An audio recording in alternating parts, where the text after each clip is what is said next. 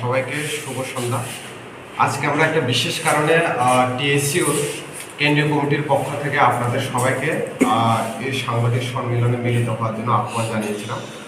মূলত কি কারণে আজকের এই সাংবাদিক সম্মেলন, সংক্ষিপ্তে আমি এই সাংবাদিক সম্মেলনের মধ্যে আপনাদের মাধ্যমে তুলে ধরছি।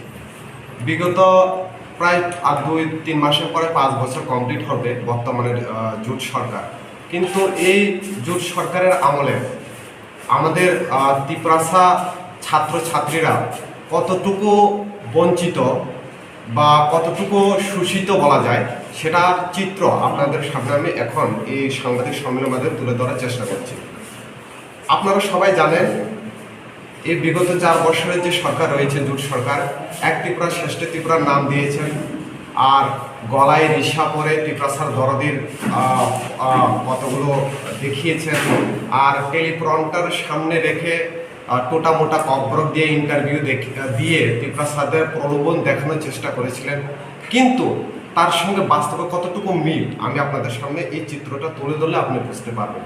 আপনারা জানেন বিজেপির স্টুডেন্ট অর্গানাইজেশন হলো এবিভিপি, যারা নিজেকে রাষ্ট্রীয়বাদী ছাত্র সংগঠন বলে।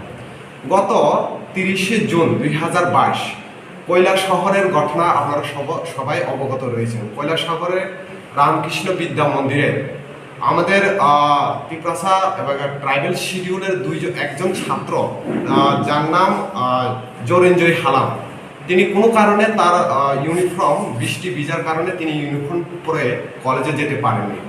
তার ভর্তির ডেট ছিল, ওই দিনই ভর্তির টাকা ফিস জমা দিতে হবে। কিন্তু তাকে যেভাবে ওই কলেজের গেটের সামনে আটকিয়ে এবিভিপির নামদারি যারা গুন্ডারা কাউন্সিলে ঢুকে তাদের বেধড়কভাবে মারধর করেছেন। কেননা তার একটাই দোষ ছিল যে বৃষ্টিতে ভিজে গিয়েছিল, তার ইউনিফর্মটা সে পরে কলেজে যেতে পারেনি। আর ওই দিন যদি ফি জমা না দিলে তার অ্যাডমিশন হবে না।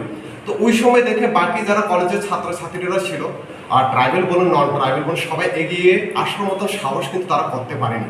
তো ওই সময় তার দেখে তার বন্ধু আরেকজন মাইকেল হালাম, উনিও দেখেছিলেন, তাকেও বেদরম মার মেরেছে।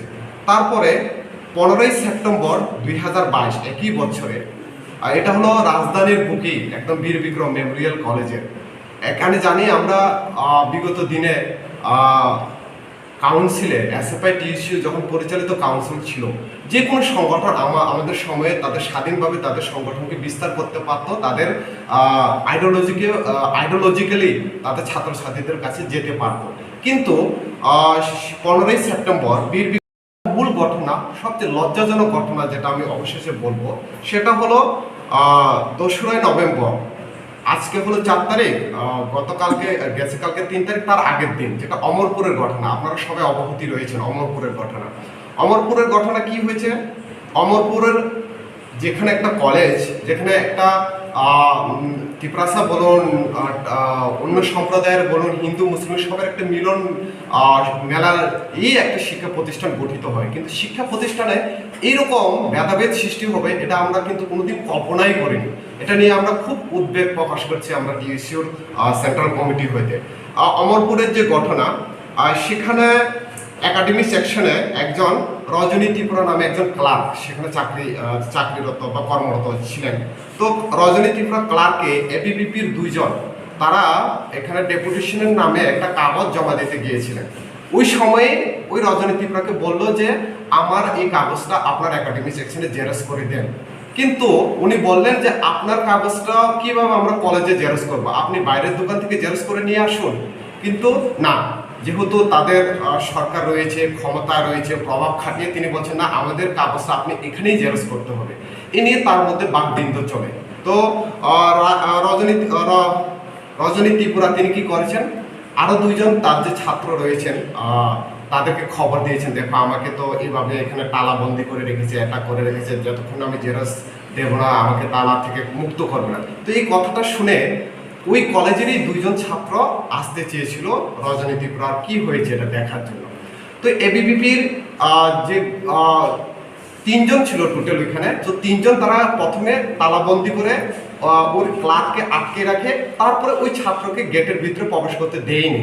উল্টা কি করে, ওরা লাঠি সুতো নিয়ে এনে ওদেরকে আপনারা দেখেছেন সোশ্যাল মিডিয়া ভিডিওটি ভাইরাল হয়েছে, একটা কমিউনিয়ন এখানে তারা সৃষ্টি করার চেষ্টা করে, যাও এটা তোমাদের এডিসি না, এডিসি এরিয়াতে গিয়ে তোমাদের কথা বলো, এখানে কথা বলা যাবে না, এটা এইরকম আরো অনেক কিছু বলা গেছে, যেগুলো আমরা ত্রিপুরা রাজ্যের ঐতিহ্যে বা যাতে যে ঐক্য রয়েছে ঐক্যকে অটুট করার স্বার্থে আমরা এই কথাগুলো আপনাদের সামনে তুলে ধরছি না। অনেকগুলো কথা রয়েছে যেগুলো ওইখানে বলেছে। এই বলার পরে কি হইল, স্বাভাবিক দুইটা কমিউনিটির ভিতরে একটা কমিউনিয়ন সৃষ্টি করার চেষ্টা করছিল। ঠিক তখনই যখন তারপরের দিন মানে কি আগামীকাল 3 তারিখ সেম ঘটনাকে কেন্দ্র করে ওইখানে আরও যারা স্টুডেন্ট রয়েছে তারা কি করলো, যারা বাকি ছাত্রছাত্রীরা এসেছিল তারাও সেমভাবে গিয়ে বন্দি করলো। ঠিক ওই সময়েই যখন তালাবন্দি করলো, অমরপুরের মণ্ডলের কিছু নেতা ওইখানে গিয়ে কলেজে বিশৃঙ্খল করার চেষ্টা করেছিল। তারা চেষ্টা করেছিল যে কিভাবে ট্রাইবাল বাঙালি হিন্দু মুসলিমের মধ্যে একটা ভেদাভেদ লাগিয়ে দিয়ে কলেজকে উত্তপ্ত করে একটা সাম্প্রদায়িক সুরসুরি খেলে পলিটিক্যাল ফায়দা তারা এখান থেকে লোটার চেষ্টা করছিল। কিন্তু সেটার অমরপুর এই মহাবিদ্যালয়ের ছাত্রছাত্রীরা, যেহেতু ছাত্রছাত্রীরা আমাদের আগামী দিনের ভবিষ্যৎ, তারা এটাকে রুখে দিয়েছে। তার জন্য আমাদের টিএসইউ কেন্দ্রীয় কমিটির তরফ থেকে তাদেরকে অসংখ্য ধন্যবাদ জানাই। তারা ওই ভেদাভেদকে আরেকটু ফরওয়ার্ড স্টেপ করতে তারা দেয়নি।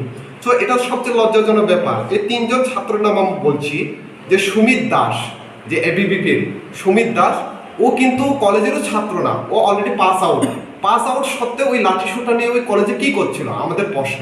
তার যারা 2 জন রয়েছেন সুব্রত দাস এবং সঞ্জয় ঘোষ, তারা 5th সেমিস্টারের ছাত্র। তো বেসিক্যালি এই 3 জন যে বেসিক্যালি সুমিত দাসের নেতৃত্বে যারা আউট ছাত্র নাকি মণ্ডলের সঙ্গে জড়িত। আর সবচেয়ে লজ্জাজনক ব্যাপার, এই ঘটনাকে কেন্দ্র করে এই 3 তারিখের রাতে যে উপজাতি ছাত্ররা রয়েছিল তাদের যে গড় ভাড়া ছিল, ওর গড় ভাড়াতে গিয়ে বাইক বাহিনী মণ্ডলের সহযোগিতা করে তাদেরকে খেত দেওয়ার জন্য চেষ্টা করছিল। তা আমরা বলতে চাইবো, তাহলে এইরকম ছাত্রছাত্রীদের আজকে নিরাপত্তা কোথায়?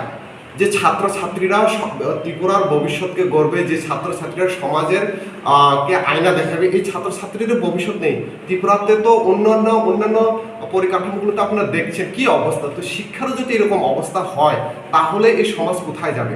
আমরা আজকের এই সাংবাদিক সম্মেলনের মাধ্যমে আমরা এর ঘোর নিন্দা জানাচ্ছি, যেভাবে রাজ্যের বিজেপি সরকার কথায় কথায় ককবরা, আমি যে প্রথমেই বললাম টুটা ফুটা বলে, টেলিফোনটা দেখে রিসা পরে এই ত্রিপুরাসা দরদি হওয়া যায় না, বাস্তবের সঙ্গে আপনার কাজ করে দেখাতে হবে। তার জন্য আমরা বলছি, তারা যেভাবে ত্রিপুরাসারা যেভাবে ডিপ্রাইভ হচ্ছে এই 4 বছরে, বিশেষ করে বিজেপি সরকারের জামানায়, সেটা হয়তো বা কোনোদিন এরকম মুখ দেখতে হয়নি, যে শিক্ষা অঙ্গনেও যে জাতির ভেদাভেদ সৃষ্টি করার প্রচেষ্টা তারা চালিয়ে যাচ্ছে। তো এটা আমরা ঘোর নিন্দা জানাই, এবং যারা এর সঙ্গে জড়িত তার জন্য সুষ্ঠু তদন্ত করে পদক্ষেপ নেওয়ার জন্য আমরা আবেদন জানাই। আর কথাতে বলতে চাইবো, আপনারা জানেন এসএফআই আর টিএসইউ প্রতিনিয়ত রাজ্যের শিক্ষাঙ্গনের বেসরকারিকরণ, বিদ্যাজ্যোতি প্রকল্প, তারপরে তোমার বেসরকারিকরণ, টিচার ক্রাইসিস নিয়ে আন্দোলন চালিয়ে যাচ্ছে, প্রতিনিয়ত আন্দোলন চালিয়ে যাচ্ছে।